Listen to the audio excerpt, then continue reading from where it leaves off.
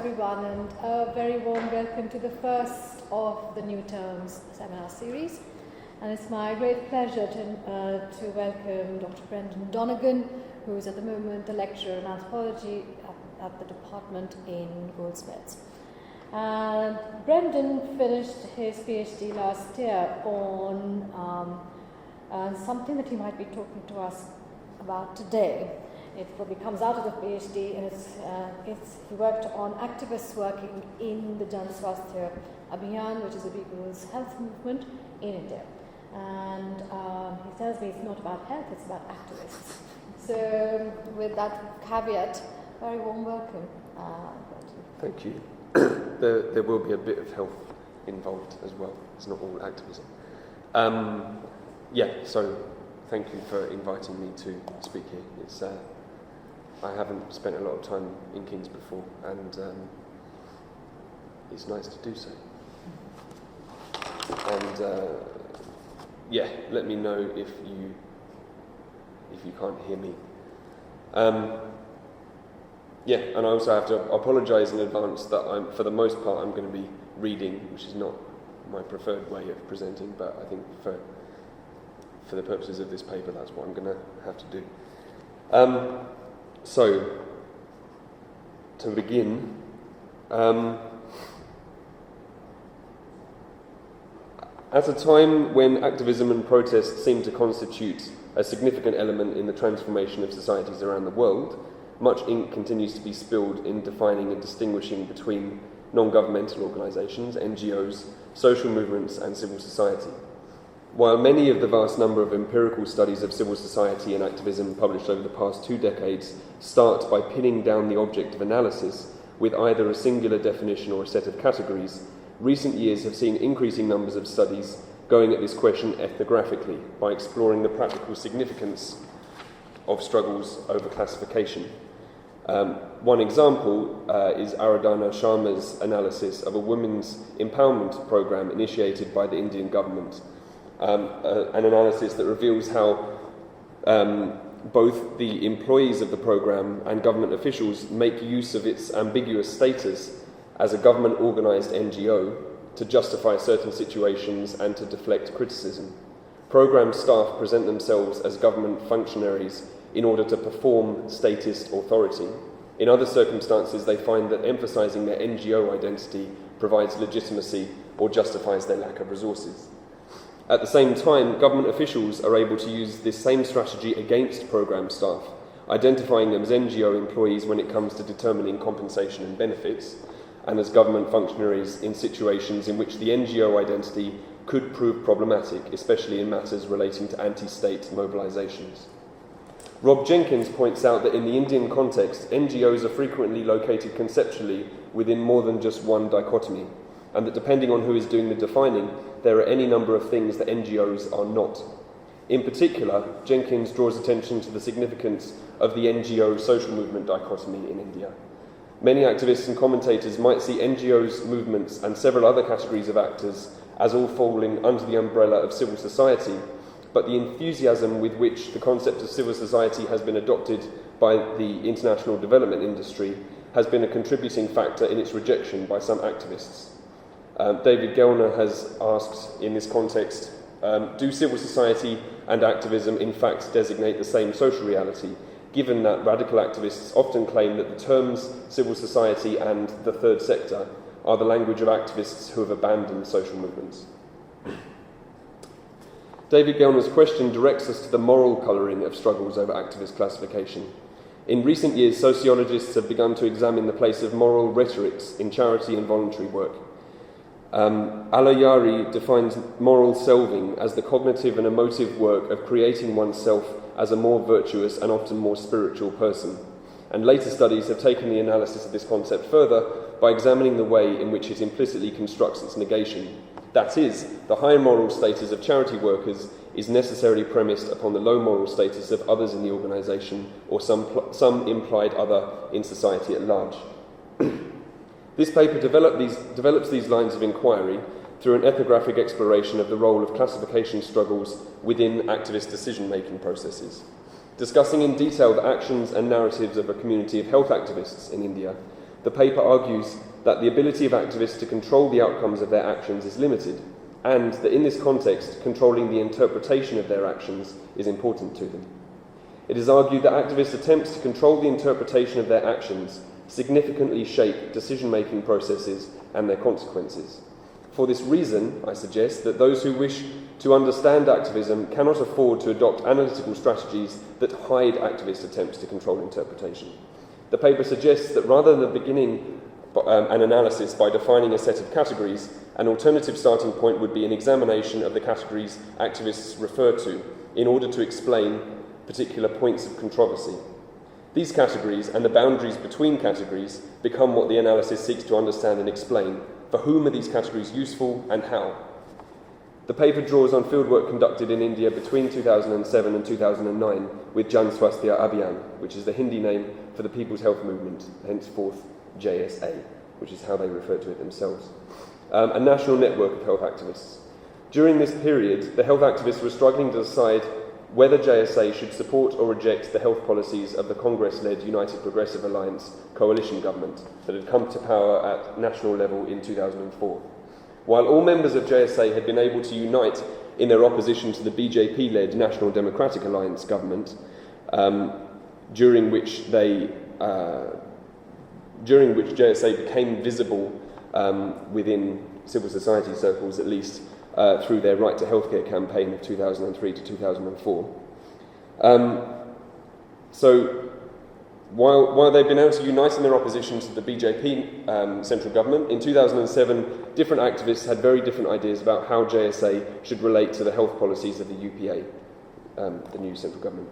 Ideas that were closely tied to the relationships each activist had established with the new administration and with other actors.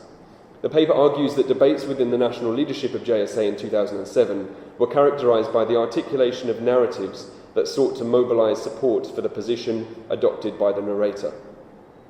The paper suggests that these debates illustrate how members of JSA are constantly engaged in the work of managing boundaries between funded activities and actors versus voluntary ones, working inside the government versus working outside the government, and service delivery versus campaign activities. The paper argues that such boundary work is shaped by the need to maintain relationships within and between organisations, but also by the particular legal, economic, political and moral frameworks within which activists operate.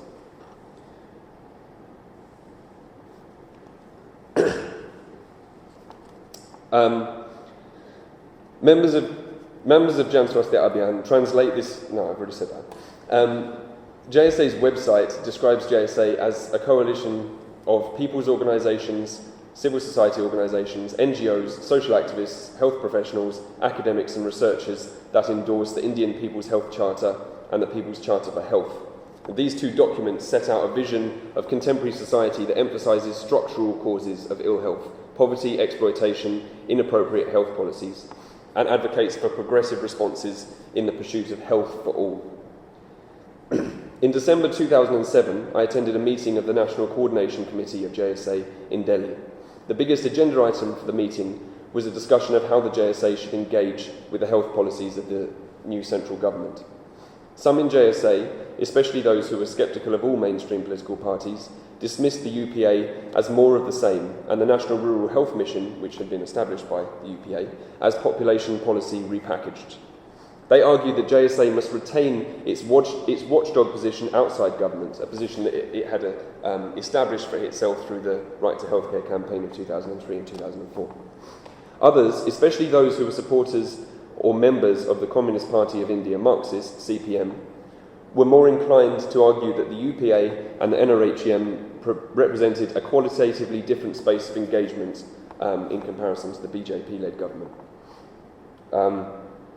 They argued that JSA must work with government to make the NRHM a success, because if the NRHM was a failure, this would strengthen the lobby for greater privatisation of healthcare.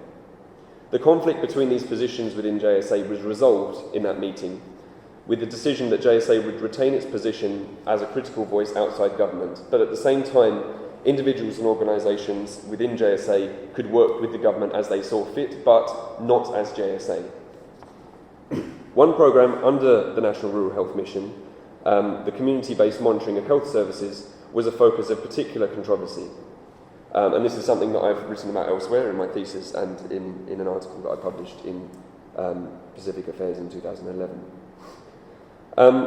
So the community-based monitoring programme involved three elements. First, committees created at the level of village, primary health centre, block, which is a sub-district administrative unit, district and state.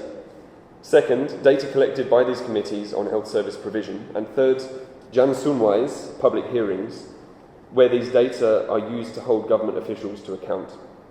By the end of 2007, JSA members had already been involved in this programme from policy design through to implementation in districts across the country, both as policy advisors and as civil society organisations engaged in implementation in partnership with government.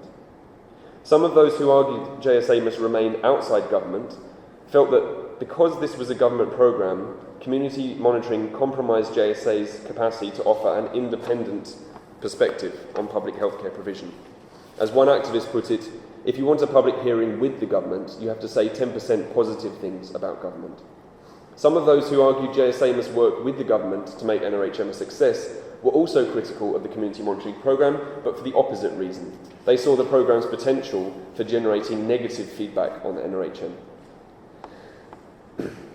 In the December 2007 meeting, a group of JSA members circulated a memo outlining a third vision of the community monitoring programme, against those who said that JSA should not jeopardise its position by getting involved in implementation.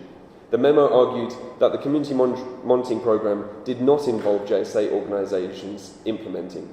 Rather, they suggested, the programme involved these organisations as facilitators of monitoring that was actually being carried out by the community. Sorry, I don't know why I did that really, that was unnecessary. Further, this group argued that the programme could be seen as a way to strengthen JSA. An idea of community monitoring plus was proposed in the following way, and I'm quoting, so then maybe it's appropriate to do that. We should not get involved in community monitoring as a standalone project activity. If we limit our involvement in this process to forming committees and organising closed-door committee meetings, we would fail to use the full potentialities that this process offers. Rather, we should use this opportunity for widest possible community awareness building, mobilisation on health rights and dialogue with decision makers at various levels. The author of the note went on to explain that he was distinguishing between the programme that was not a JSA activity and the plus component, which was a JSA activity. This paper takes as its points of departure what might be called the classification struggle around the community monitoring programme. The question of whether JSA's involvement in the programme should be described as implementing the National Rural Health Mission or facilitating. We begin by outlining some of the differences between the activists that took different positions on this question, in order to build up a picture of what is at stake for them in this controversy.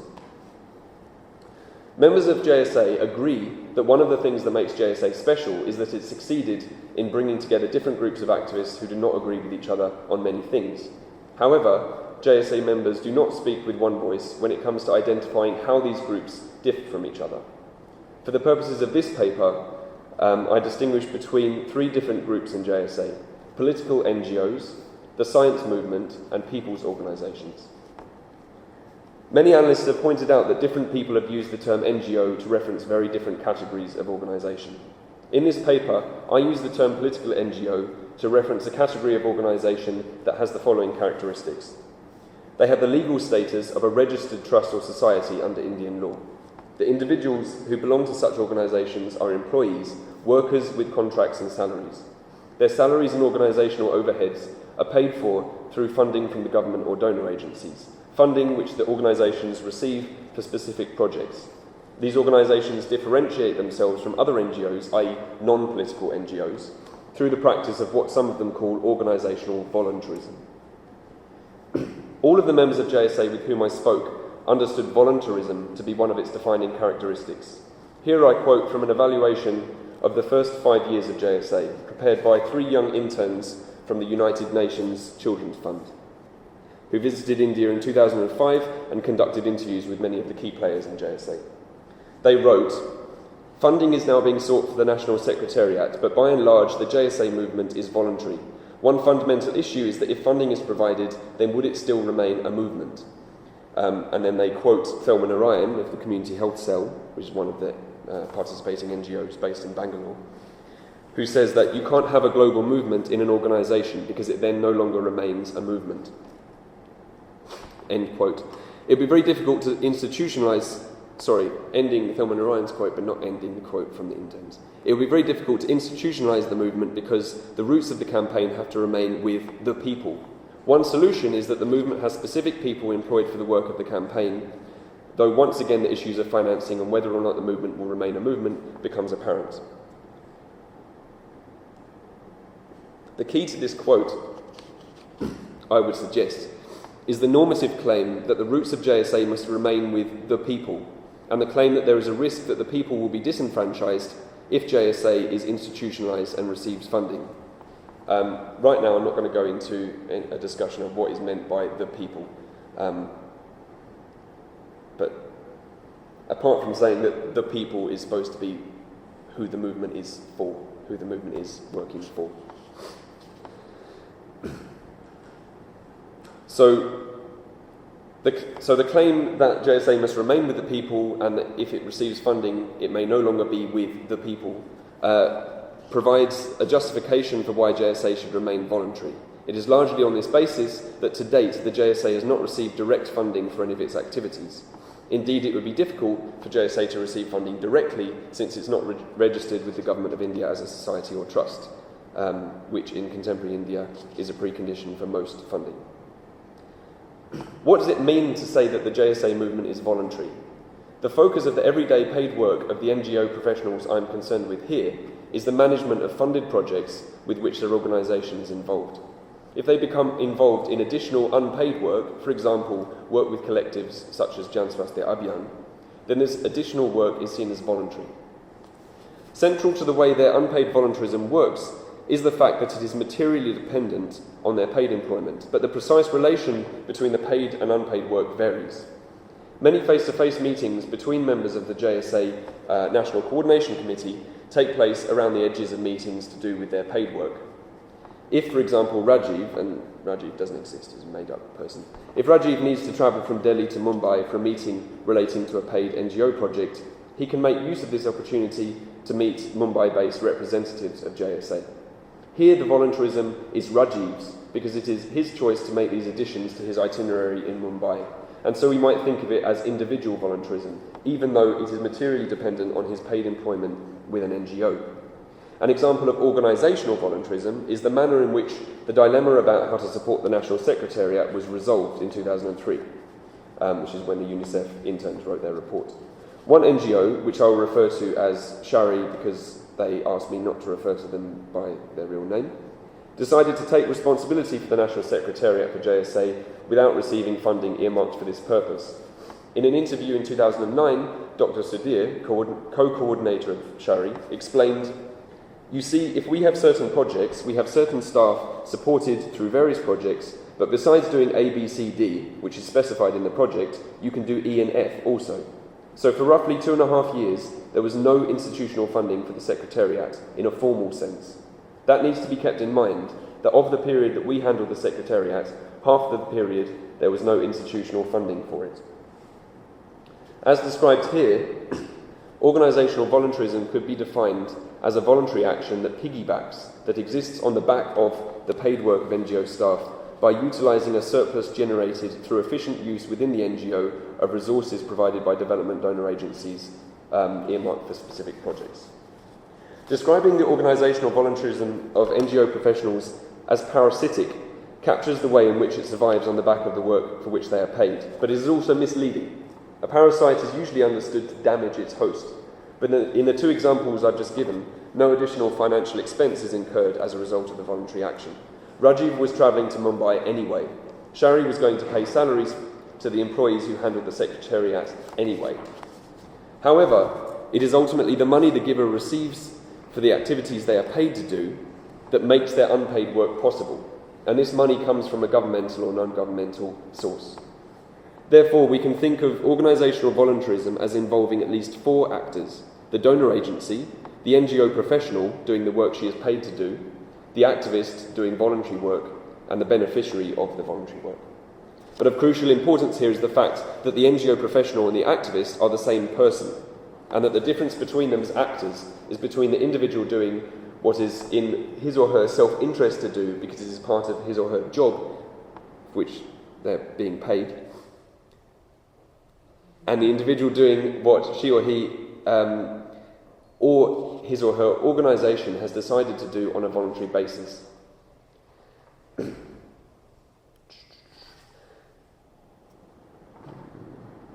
So, to give an example, a relevant example, the community monitoring programme, as I've said, was populated from top to bottom by members of JSA.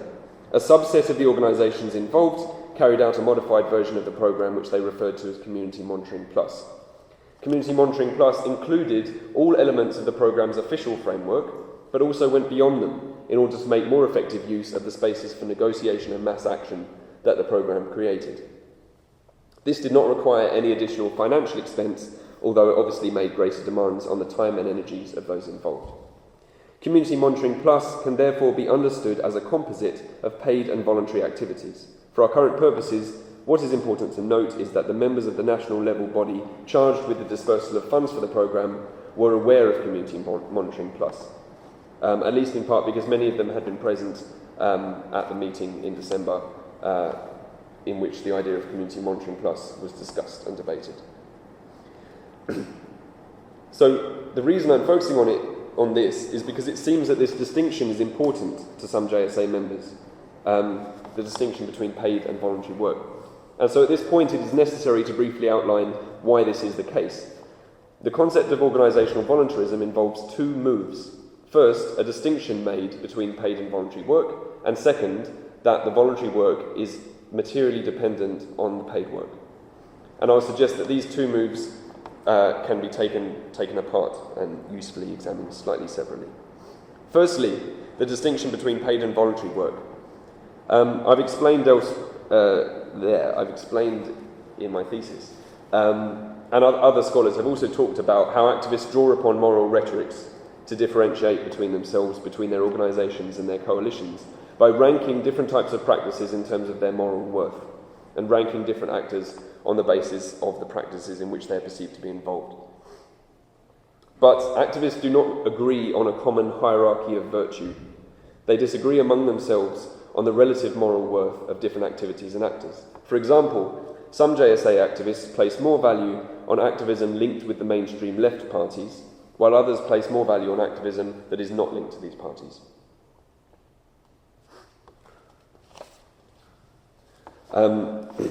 I've discussed elsewhere some of the historical processes since independence that contributed to the emergence of these two particular hierarchies of virtue. For many NGO professionals, or specifically the NGO professionals that I'm concerned with here, the highest moral worth is placed on the work of the full-timer activists of people's organisations. A full-timer is one who has given their whole being to the movement with no expectation of any return, the ultimate renunciation, the ultimate sacrifice, in a society, it should be added, in which the renouncer is a key figure, understood by some anthropologists to occupy the highest moral position because he is outside the caste system, the idea of the ascetic. The notion of self-sacrifice is central to the figure of the full-timer, so that stories about particular full-timers focus on their status as unmarried or divorced and without family, the times they have continued with their work despite ill health, and the long periods they have gone without food and sleep. Jenkins suggests that the figure of the full-timer is partly a hangover from the myth, as opposed to the more complex reality, of Gandhi's mode of political action, an unattainable ideal in which personal sacrifice gives rise to an organic flowering of mass collective action, what Maurice Jones has called the saintly idiom in Indian politics. Closely tied to this notion of self-sacrifice is the relationship between the full-timer and money, which is in turn closely tied to the concept of a people's organisation, as that concept is understood by my informants. For them, a people's organisation is a mass membership organisation which works with a particular constituency, which could be Dalits, Adivasis, or domestic workers, for example. An organisation which is largely financially supported by contributions from that constituency rather than funding from the state or donor agencies.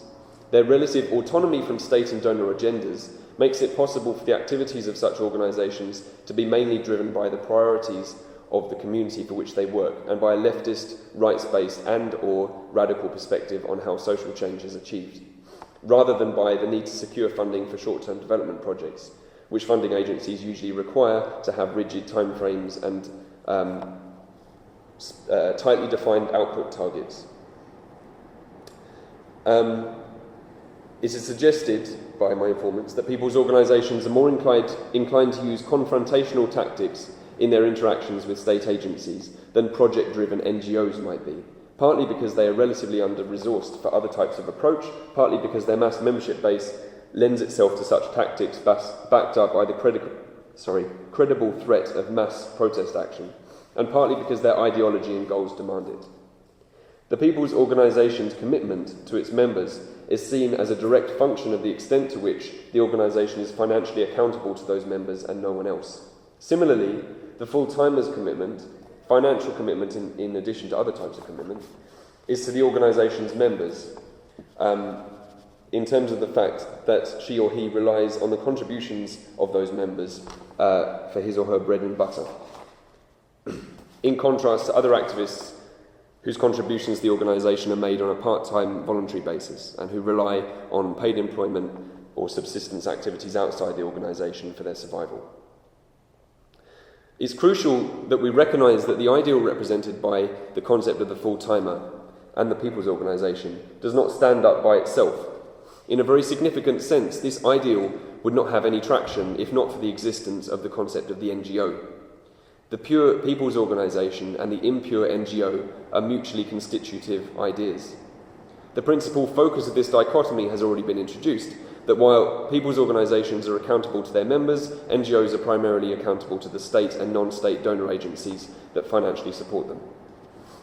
This means, it's suggested, that the activities of NGOs are less focused on the priorities of the community they work for because they must necessarily be closely tuned to the priorities of their funders. So the NGO is impure because its commitment to the people is necessarily less than 100%. Not only are the People's Organisation and the NGO mutually constitutive ideas, so too are the full-timer and the NGO professional. NGO work is lampooned as 9 till 5 activism, full commitment to organisational goals and objectives during office hours, and a complete lack of such commitment outside office hours, when other commitments, in particular family, must take priority. The charge is often made that NGO work cannot be regarded as activism, and David Gellner has argued that this charge has some traction, especially where organisations are well established and do represent a career, and especially where there are evident links through kinship, patron-client networks, and so on, with politics and making money. This analysis explains what is at stake for NGO professionals in the distinction they make between their paid work and their voluntary JSA work. The latter has a higher moral worth than the former. But I would suggest that there is more to the concept of organisational voluntarism than this. Ultimately, all voluntary work is materially dependent on some paid work. But with the concept of organisational voluntarism, the voluntary work comes to justify paid work. To understand how this works, I want to return to the memo circulated in the December 2007 JSA National Coordination Committee meeting. So, as I said before, this memo argued that JSA should engage in the community monitoring programme strategically and make the most of the opportunity presented by the programme to pursue their own objectives as JSA. This argument was presented against an anticipated counter-argument that would suggest that JSA should not become involved in the implementation of government programmes because JSA is a social movement that must necessarily adopt a radical confrontational stance in relation to government.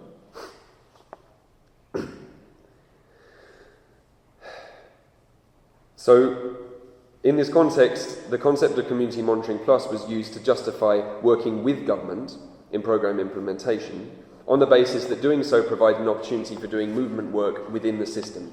That is, the justification for the morally inferior, non-radical paid work of community monitoring was that it provided an opportunity for morally superior, radical voluntary work, Community Monitoring Plus, that piggybacks on it. This is an important point which chimes with Di Certo's work on subversive practices of consumption.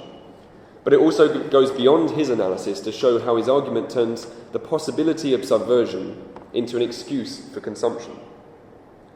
Finally, what this analysis leads us to is the realization that with organizational voluntarism, both paid work and voluntary work are dependent on each other. While the voluntary work is materially dependent on the paid work is morally dependent on the voluntary work. Because without the plus element, community monitoring is just a government program of low moral worth. In this analysis, the concept of organisational voluntarism appears to be a mechanism for the moral justification and the purification of paid NGO work. It is a rationalisation of paid NGO work as a practice, articulated by NGO professionals who support people's organisations and the perspective on social change that such organisations espouse. For such individuals, the concept of organisational voluntarism justifies their position as second best in the hierarchy of virtue, i.e., we would ideally like to be full-timers, but due to other obligations, for example to family, we do the next best thing, which is to support full-timers to whatever extent we can, given the personal constraints we face. The next question that follows from this is, why do some NGO professionals find it necessary to morally justify and rationalise their practice? Who is questioning their activities so that they feel obliged to defend them?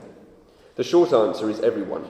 But for the individuals who are the focus of my analysis here, whose efforts towards social change are informed by a radical left analysis, 4 groups of critics are particularly significant.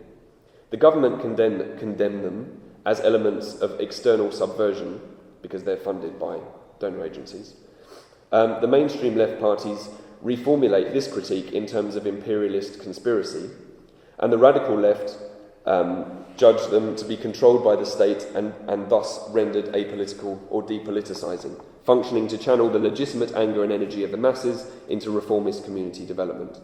Each of these 3 actors, government, mainstream left and radical left, refuse the hierarchy of virtue I've described here and attributed to NGO professionals. Each of them has their own hierarchy of virtue that places themselves at or near the top.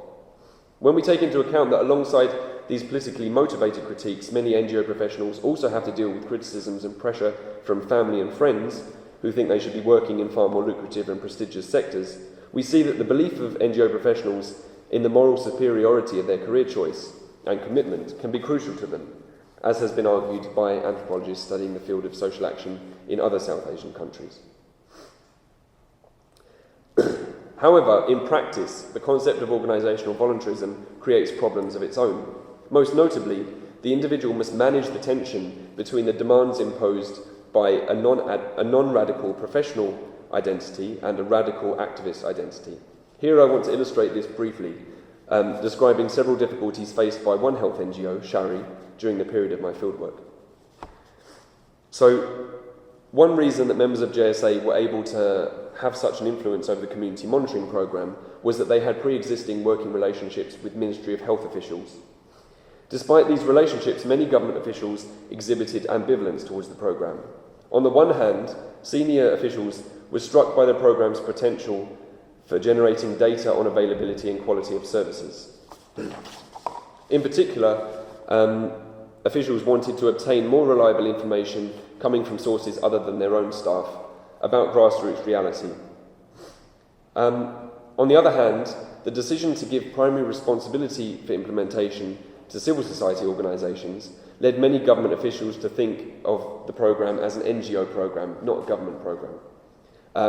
And they saw it as being aimed at drawing attention to the government's failures, an impression reinforced by the fact that representatives... no, I don't need to say that.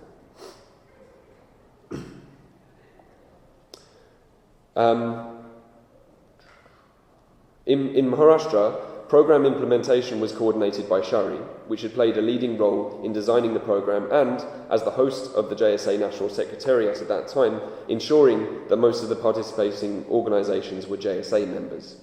When large numbers of Marathi, Hindi and English newspapers reported on the public hearings in Maharashtra in a highly sensationalist fashion, portraying the public healthcare system as in a state of collapse, Shari was at the receiving end of expressions of anger and outrage from the ministry. As one NGO professional quipped, the anger towards Shari exhibited by the ministry officials who had helped make the programme possible was reminiscent of a Hindi proverb, "Hamari bili ham hiko meow." This is my cat and it is meowing at me. This situation neatly captures the tension between the two identities created by organisational voluntarism. But another example might help us understand some of the ways that actors responded to this tension. At the time of my fieldwork, the funded activities of Shari included coordinating community monitoring in Maharashtra, playing a leading role in training village health workers for the government as part of the accredited social health activist ASHA program, which is also part of NRHM, and conducting research on health equity in Maharashtra. In early 2008, Shari launched a report on health equity at a press conference in Mumbai. The launch generated a level of media coverage far in excess of what had been expected, partly because, as with the community monitoring coverage, Shari had employed the services of a media advocate to nurture relations with the press, and partly because the award-winning development journalist P. Sainath had agreed to take part in the launch. As with the community monitoring press coverage, several months later, the news articles written on the launch were sensationalist, emphasising problems with health service provision and neglecting the report's focus on comparison between the health indicators of different categories of population. After receiving an angry phone call from a ministry official, Shari decided to discourage journalists who approached them from writing stories based around the launch.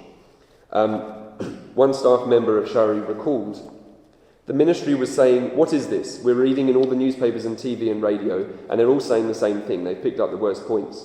So we decided we had to cut down the publicity because we are at the same time working with government, and this comes across as oppositional to the government. The people's organisations don't face this because they are always oppositional to the government. Their position is fixed. What is needed in this case is a balance. On the one hand, we want the information out there. On the other hand, we don't want the media jumping on it in quite the way that they did because we want to keep working with the government." Viewed in light of the analysis presented earlier, the point here is that government officials do not see Shari in terms of a diversified image, a portfolio of identities, some radical and confrontational, others liberal, diplomatic and open to compromise. Government officials see Shari, as an organisation with a singular identity, and government decides how cooperative to be with Shari based on past experiences. This means that when deciding on a course of action, Shari must always consider how that course of action will impact on Shari's relationships in future. Ultimately, however, no matter how strategic Shari is when taking such decisions, every action they take will shape how other actors think of them. I suggested this to one senior staff member of Shari, and he acknowledged my point, saying it is a hard line to walk. He went on to tell me that in Hindu mythology, the gods and demons churn the sea in order to obtain the nectar of immortality, but in the process a poison was produced which was so powerful that it would kill everyone. The gods and demons called on Shiva to consume the poison, since he was already immortal, and when he did so, the poison made his throat turn blue. This staff member of Shari ended the story by telling me, "So, if Shari can create a situation in which other organisations get the opportunity to better do what they want to do, and my neck turns blue as a result, that's okay with me." The claim here is that his organisation can become the fall guy, the scapegoat, who sacrifices himself so that others can go on. By doing so, the poison is taken by Shari so that others do not have to do not have to take it.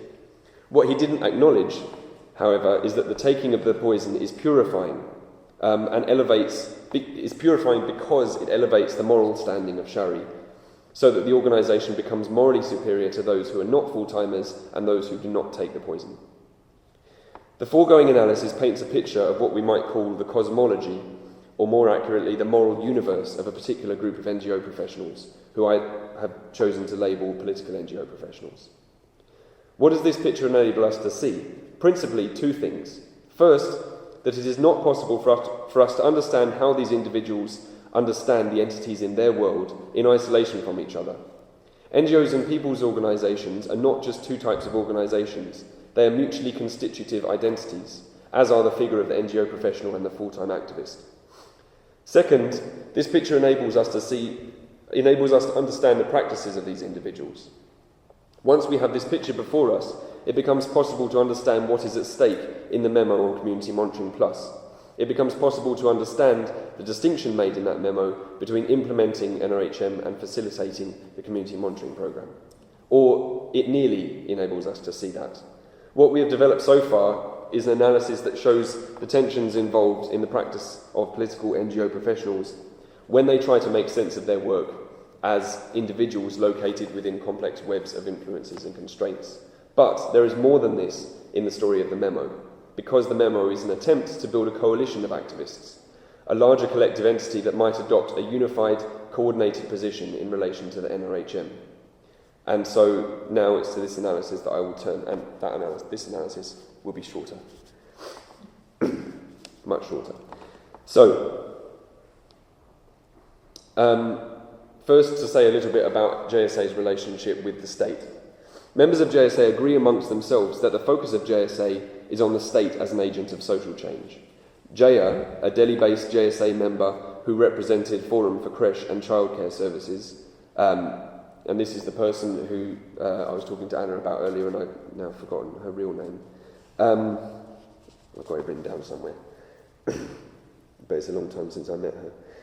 Anyway, so something that she explained to me was that from the outset, JSA has come up vis-à-vis the state, vis-à-vis rights upon the state and expectations from the state.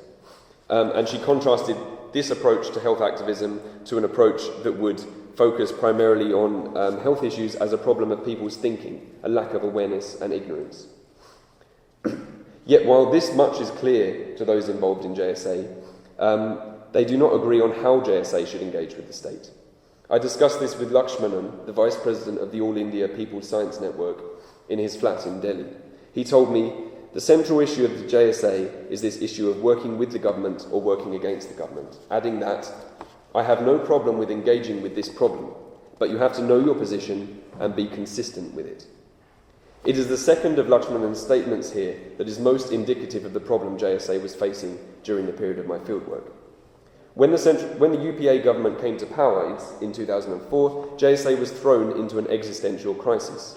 While all members of JSA had been against what Lakshmanan dryly described as the rather right-wing BJP-led National Democratic Alliance central government, some within JSA wanted to work with the United Progressive Alliance and its left-front supporters. Some wanted to work against them, and the political NGOs found themselves trapped by the tensions between the contradictory imperatives of their organisational voluntarism.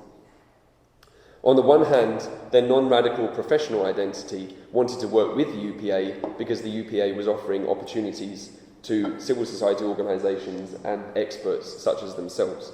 On the other hand, their radical activist inclinations led them to want to work against the UPA. To understand this crisis in JSA, I suggest that it's useful to develop the analysis I've already developed of the relationship between an activist's cosmology, how they are situated within particular networks of relationships, and the stance they adopt on a particular issue, such as how to engage with government. To borrow a more concrete example from Jaya, she suggested that if you're working within the government system, you tend to see things differently. If you are located in a ground-level struggle like Namada Bachao Andolan, then your position would be very different from some of us who are not. Crucially, I will argue that it is important to think of an activist not as a fixed point, but as a point locked into certain relatively stable or unstable relationships with other points in a network. My analysis here will focus on how the positions on JSA's engagement with the state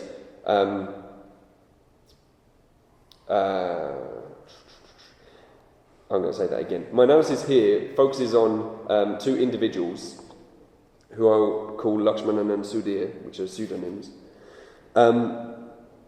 to try to think this through.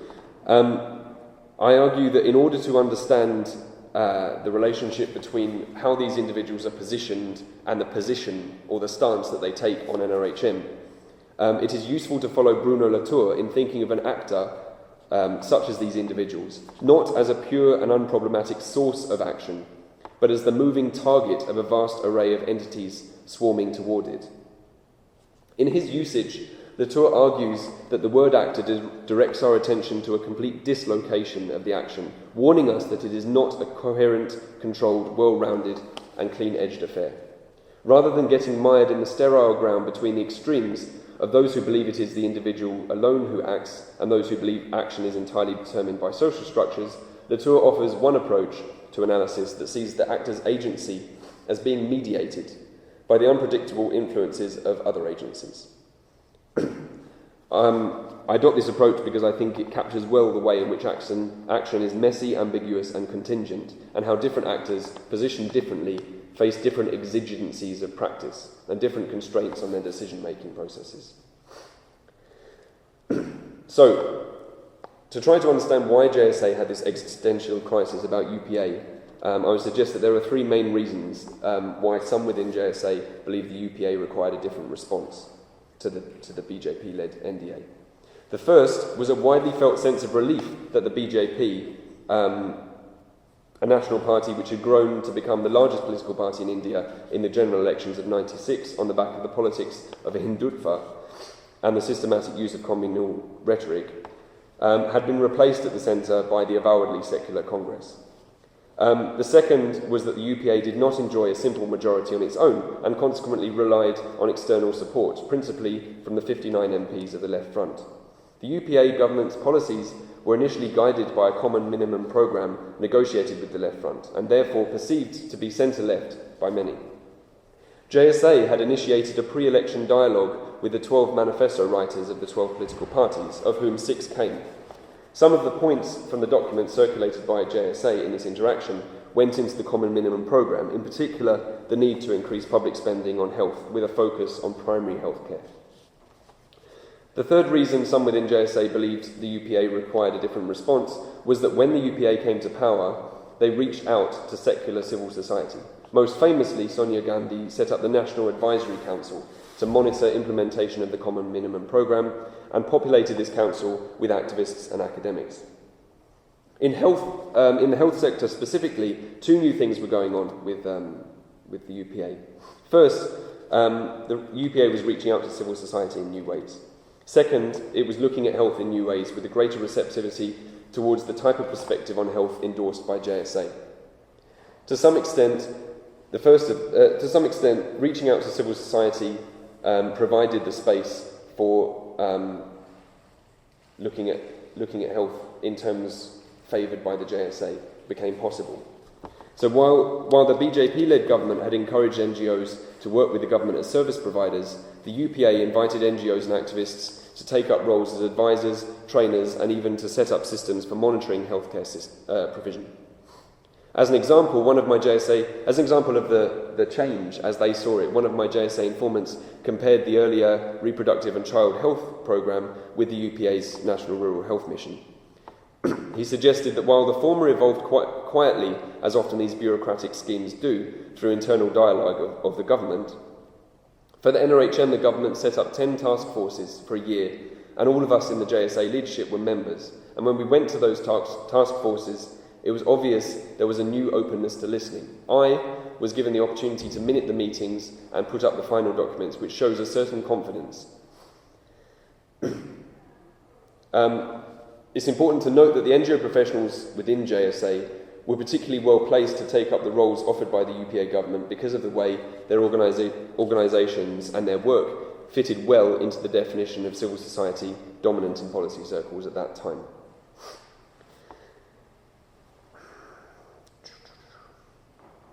So we can say that with the arrival of the UPA, the political environment in which JSA was positioned had changed, and JSA was forced to decide how to respond to that change. Here I want to look at the positions adopted by 2 individuals, Dr. Sudhir and Lakshman, and both of whom were occupied central positions in the JSA's leadership at that point.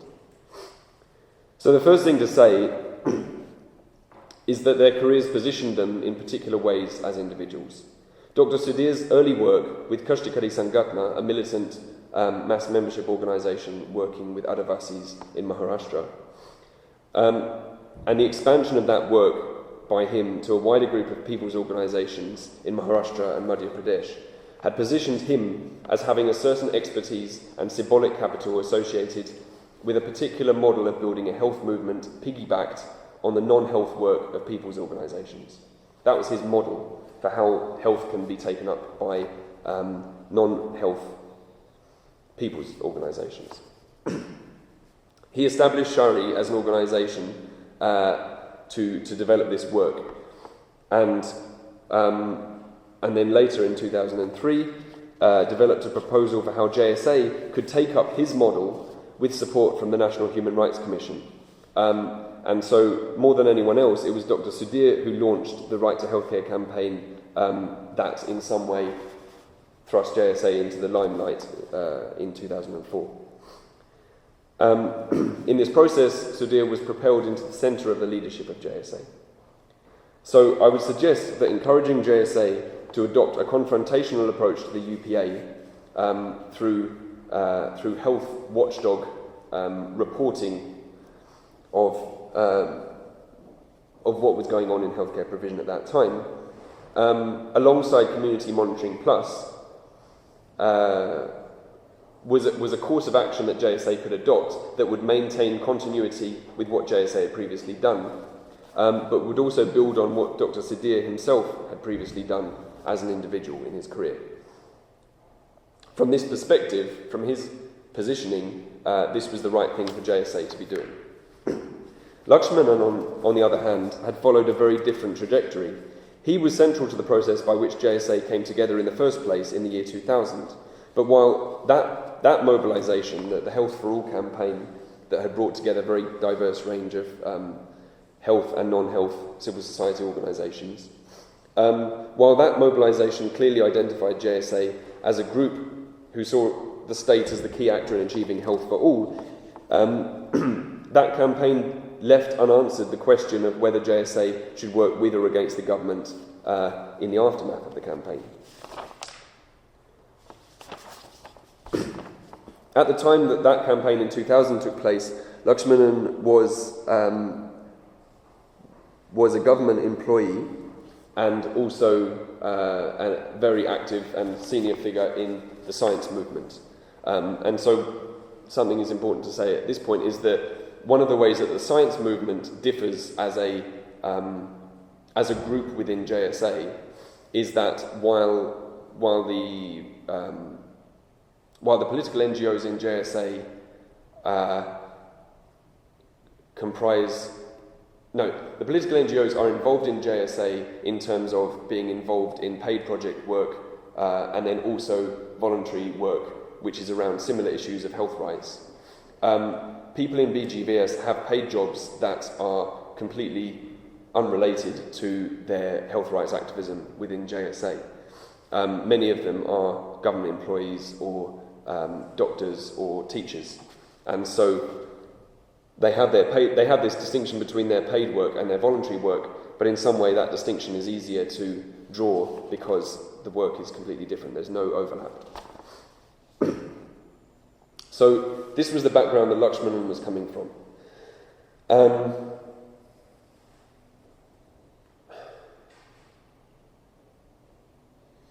Some of the people from the political NGOs suggested to me that Lakshmanan was more predisposed to support the UPA because of the presence of the mainstream left parties, to whom he was sympathetic, or so they claimed. Encouraging JSA to adopt a supporting role to the UPA would involve JSA moving away from the critical watchdog role they had started to build for themselves through the Right to Healthcare campaign. But if they had got more actively involved in implementation of NRHM, this might have led JSA to take a role more complementary to how Lakshmanan was positioned, so that JSA could contribute to his efforts to make the most of making the NRHM a success.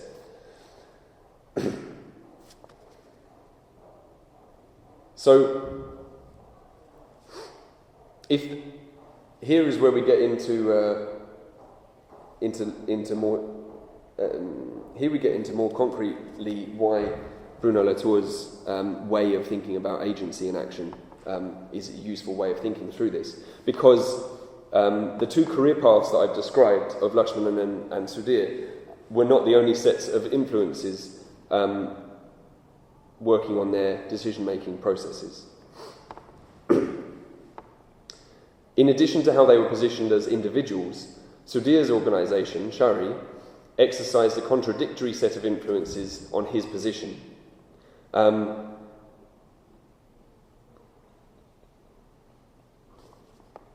His organisation grew out of the Arogya Sati program, a health worker training program which took as one of its core principles the idea that the health worker should be actively engaged in struggles to make the healthcare system more responsive to the people, i.e. the idea that the health worker should be an activist.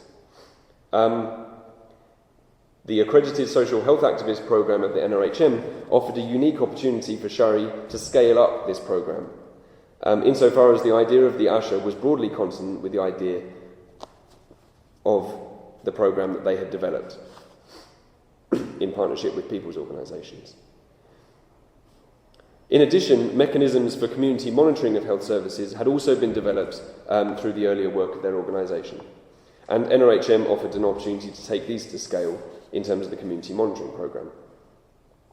I would suggest that these opportunities presented by the NRHM were attractive for at least three key reasons. First, Sudhir and many other staff of Shari are motivated by solidarity and altruism, a genuine commitment to responding to the structural violence of poverty and ill health in India, and a belief that the work they do is effective in this regard. Second, Shari, like many of the other NGOs in JSA, employed a number of salaried staff and needed money to pay these salaries.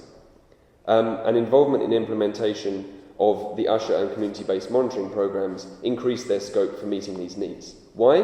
Because NGOs operate in a market for funding that is highly competitive, and organisations that can indicate that they have replicated and taken to scale initiatives started on a micro level may have a critical edge over organisations that cannot show these achievements. A third reason that NRHM was attractive to Shari was that both the Asha and community monitoring programs involved funding and recognition being brought directly into Shari.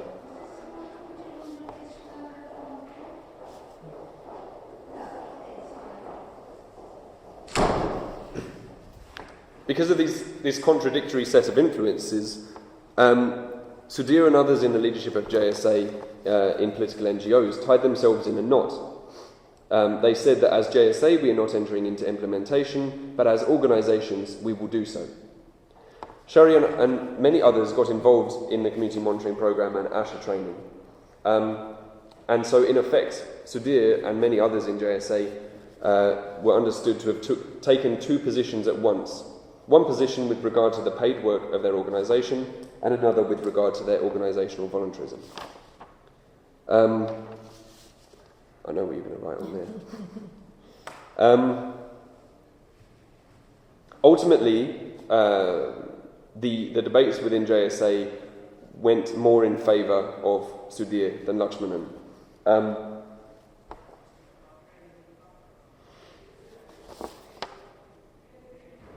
In the sense of the position that JSA adopted,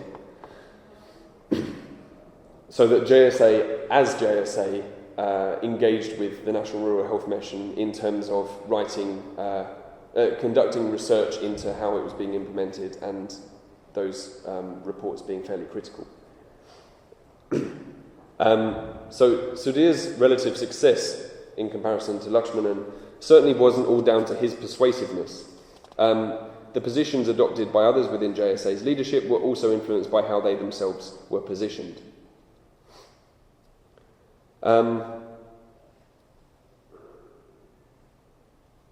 So, to conclude briefly, it can be argued that JSA shaped NRHM to some extent. At the same time, it must be acknowledged that the actual extent is difficult to ascertain, given that, as one of my informants pointed out, that NRHM may have been going in that direction anyway, and JSA were merely within the current. So, while it can be argued that JSA shaped NRHM to some extent, what is undoubtedly the case is that the NRHM shaped JSA. The arrival of the UPA and NRHM presented itself to JSA as an existential crisis, cutting to the core of what held the coalition together. JSA devoted much resources, time and energy to debating with each other how to respond, and then to getting involved in engaging with NRHM in different ways. I'm certainly not suggesting that those debates and discussions were wasted effort. It produced many positive outputs and positive unintended outcomes, which I haven't discussed at all.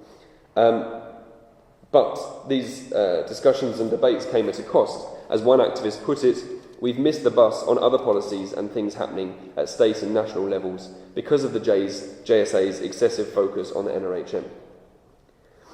It seemed to many as if the choice was between breaking the coalition and moving forward at a very slow pace. Many JSA leaders probably considered the former, breaking the coalition, at some point.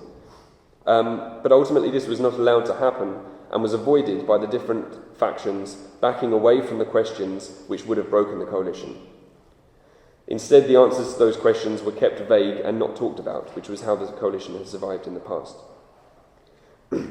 What we additionally learn from the story of JSA's encounter with NRHM is what happens when there is a rapid change in the political environment under which a particular model of organisational voluntarism is operating.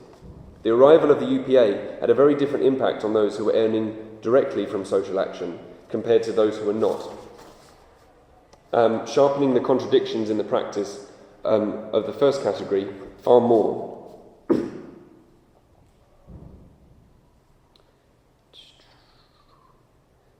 Right, does this analysis matter? Some within JSA say the contradictions and the division of the self into the paid employee and the radical activist are an important ethical problem within the contemporary field of social action. I've got a long quote here which I'm not going to give, but the basic gist of the quote is that it leads one to take false positions, and to use an example that this person gave of what was going on at that time was the jailing of Dr. Binayak Sen in Chhattisgarh.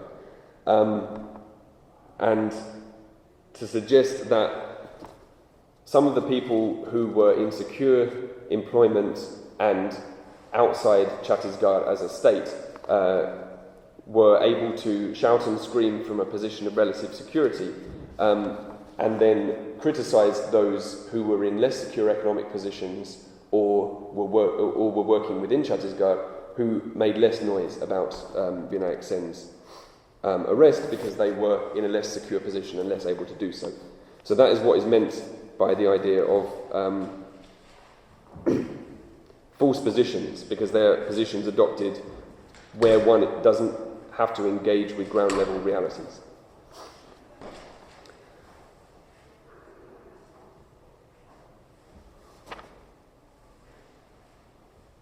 I would suggest that a good place to conclude is to say that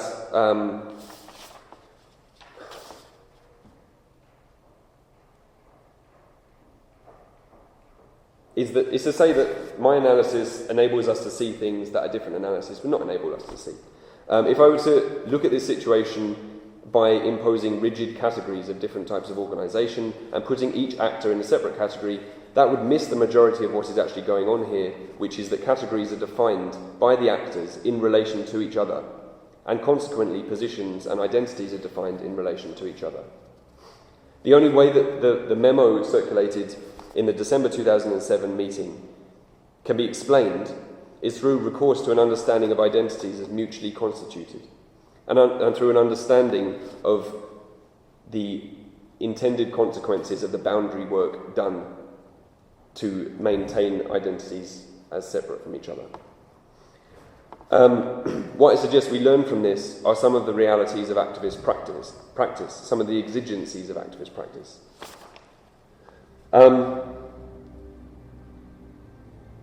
More than the fact that it's a good way to conclude, isn't it? Very dramatic. So, more than the fact that some aspects of this situation would be hidden by adopting a different analysis, they would be misrepresented. Everything would look far more cut and dried, when in fact the nature of politics is the nature of compromise between different frames of reference, between actors who are adopting different frames of references. It can be said that Dr. Sidir of Shari was trying to have his cake and eat it. But what does that mean? It doesn't mean that he was, as one activist suggested it, seeking to have a campaign and money at the same time. This is not true.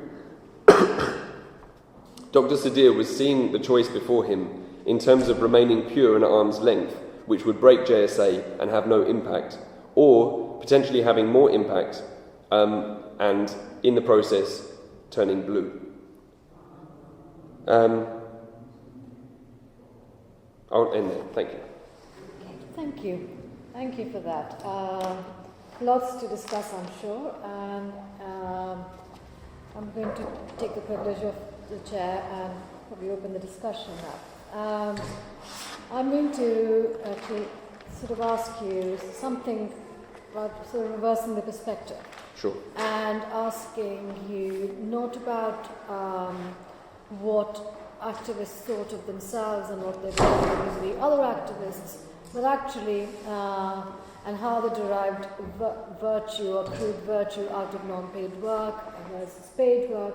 But actually looking at organizations that were hosting them. So as practices of hospitality instead of actually a sacrifice. So if you're looking at organizations that were actually whom say they were parasitic upon, in that sense. Mm-hmm. So so where the accruing of virtue with voluntarism. Yeah. It's only made possible by other people being able to afford your hospitality. Yes. So I was wondering how you might sort of what might we gain from actually understanding a little bit about the perspectives of organizations that were hosting these individuals. Okay. They look at them. I mean, there's this virtue to be accrued by individuals. What was the counter work being done by organizations? Was it looked at? Were they sort of thought of as parasitic, quite negatively, quite like that, or being in that sense not actually not becoming full-on ascetics or whatever it was. So what was it? So how would one say? In some ways, if you extend that argument to the state, how can we sort of understand this work from the point of view of the state, not the state from the point of view of these activists, the other way around? So something reverse the perspective a little bit to sort of see. If the one offering the hospitality is the state, for example. If the one, but if I'm talking much more of the other kind of people, okay. Other organisations. So what I was trying to say was that you have these people working in NGOs, and that they receive funding for doing certain projects, and they do those projects very efficiently or effectively, which means that they then have additional time and resources left over. And then they use that additional time and resources to do voluntary work. So the first step in responding to what you're saying is to say that the way that they themselves analyse the situation is to say that they are both the giver and the receiver of the gift. And so their position is schizophrenic. They are simultaneously a paid employee who is then giving themselves, as a radical activist, scope to do additional work in addition to the work that they're paid to do. But that's not everybody. No. That is that is a particular group of individuals and organisations, and the point of the analysis was to show that those individuals and organisations are put in a particularly difficult position in the context of the UPA coming to power. But then one thing that I could then... There are two things that I can talk about from that. One is to talk about... I can talk about two sets of people who are in different positions to that position. So first of all, the fact that there are donor organisations, which include the state, who are funding those organisations' projects. And the question can be posed of how those agencies view these practices, which is actually in the paper, and then I don't know why I didn't say it. But basically what I would suggest is that the specific way that Dr. Sudhir explained it to me was in terms of his organisation, Shari, having funding from several different sources, and that part of that funding for those different projects goes for specific project headings, and part of it goes for the continuing running of the office. And so the bit that goes into the general pot is the bit that they rely upon for the organisational voluntarism, in which case it can't be traced directly back to a particular donor organisation and said, we've used your funding in inappropriate ways. Mm-hmm. That's how they would argue it. And then how the donor organisations think about it, I think there are three things I can say. So first, that some people within donor agencies are friendly with people in the NGOs and aware of these practices and condoning and enabling it. Some of them don't know about it, and probably or perhaps wouldn't condone it, in which case, and for that reason, Dr. Sudhir was very reluctant to, well, basically he didn't want me talking to the donor agencies. He didn't want me to talk to people who were funding them. Because? Because he was unsure on how that might impact on their relationship with those donor agencies. Mm-hmm. Okay. Yeah. Okay. But the other thing is the point that these relationships between the NGO and the donor agencies are ongoing over time. And so if the organisation is seen to be doing something that the donor agency isn't happy about, then they won't get any further funding. Sure. And that happened with the community monitoring programme in the sense that it was initially started in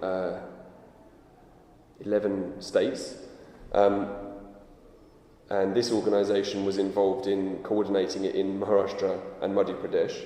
In Maharashtra, it was continued past the pilot phase, and in Madhya Pradesh, because of the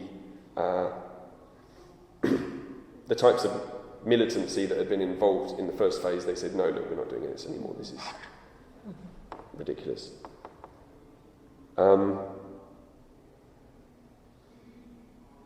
Yes? So, I'm going to... I was wondering,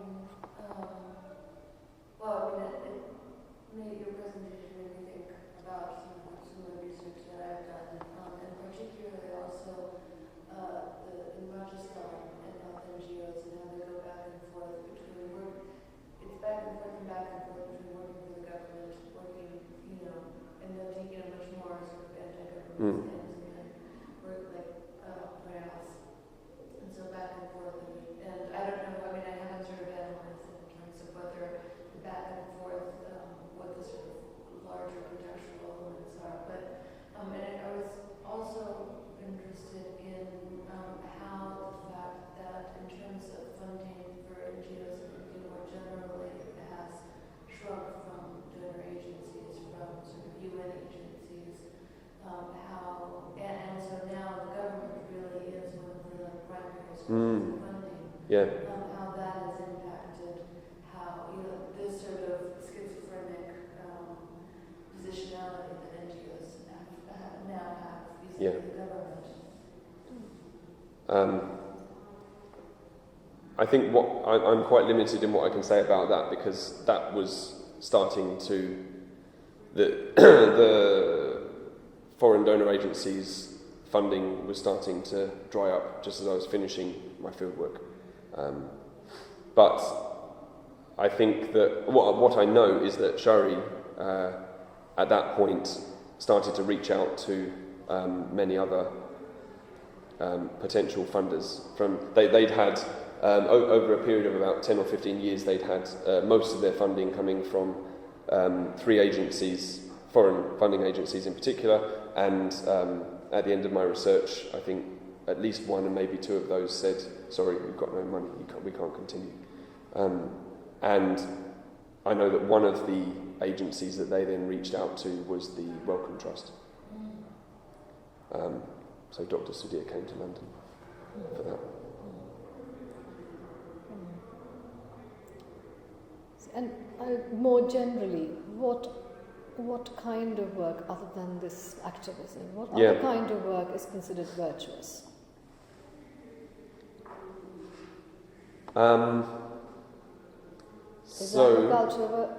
Is being an agriculturalist being virtuous?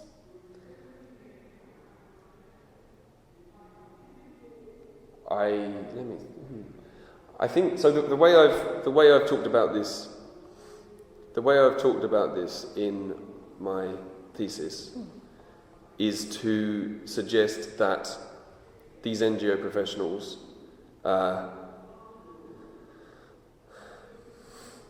construct a hierarchy of virtue of potential courses of action open to people from their social background.